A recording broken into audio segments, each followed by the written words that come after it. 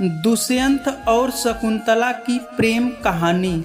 यह प्रसिद्ध कथा महाभारत में मिलती है। पुरुवंश के राजा दुष्यंत और शकुंतला के पुत्र भरत की गणना महाभारत में वर्णित 16 राजाओं में होती है।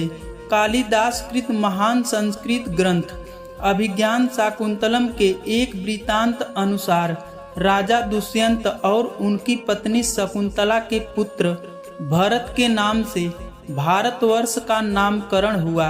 कहानी बहुत समय पहले की बात है। राजा दुष्यंत ने वन में कण्व ऋषि के आश्रम में शकुंतला को देखा और वे उस पर मोहित हो गए। शकुंतला विश्वामित्र और मेनका की संतान थी। दोनों ने गंधर्व विवाह किया और वन में ही रहने लगे। शकुंतला के साथ अच्छे दिन बताने के बाद राजा पुनः अपने राज्य जाने लगे और शकुंतला से वापस लौटकर उन्हें ले जाने का वादा किया। वे अपनी निशानी के रूप में अंगूठी देकर चले गए। एक दिन शकुंतला के आश्रम में ऋषि दुर्वासा आए। शकुंतला ने उनका उचित सत्कार नहीं किया तो उन्होंने श्राप दे दिया कि जा, तू जिसे याद कर रही है वह तुझे भूल जाएगा। गर्भवती शकुंतला ने ऋषि से अपने किए की माफी मांगी। ऋषि का दिल पिघल गया। उन्होंने कहा कि कोई निशानी तुम उसे बताओगी तो उसे याद आ जाएगा। शकुंतला राजा से मिलने के लिए निकल गई।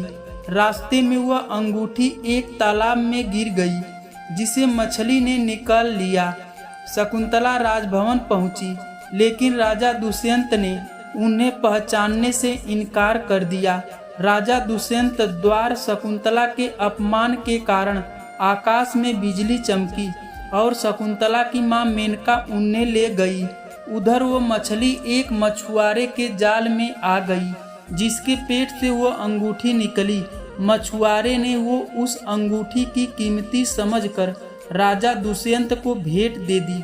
राजा दुष्यंत ने जब वह अंगूठी देखी तो उन्हें सब कुछ याद आ गया।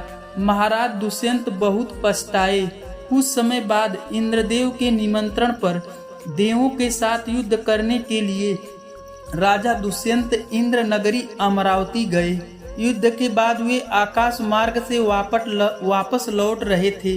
तभी उन्हें रास्ते में कश्यप ऋषि के आश्रम में एक सुंदर बालक को खेलते देखा। मेनका ने शकुंतला को कश्यप ऋषि के आश्रम में छोड़ा हुआ था। वो बालक शकुंतला का पुत्र ही था। जब उस बालक को राजा दुष्यंत ने देखा तो उसे देखकर उनके मन में प्रेम उमड़ आया। वो जैसे ही उस आश्रम को गोद में उठाने के लिए खड़े हुए, वो शकुंतला की सखियों ने चेताया कि हे राजन, आप इस बालक को छुएंगे तो इसके भुजा में बंधा हुआ काला डोरा सांप बनकर आपको डस लेगा।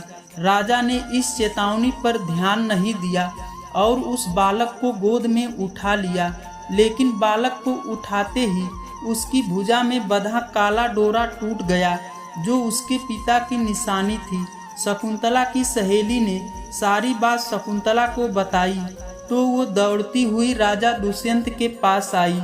राजा दुष्यंत ने भी शकुंतला को पहचान लिया और अपने किए की क्षमा मांगी और उन दोनों को अपने राज्य ले गए। राजा दुष्यंत और शकुंतला ने उस बालक का नाम भरत रखा जो आगे चलकर एक महान प्रतापी सम्राट बने। धन्यवाद दोस्तों।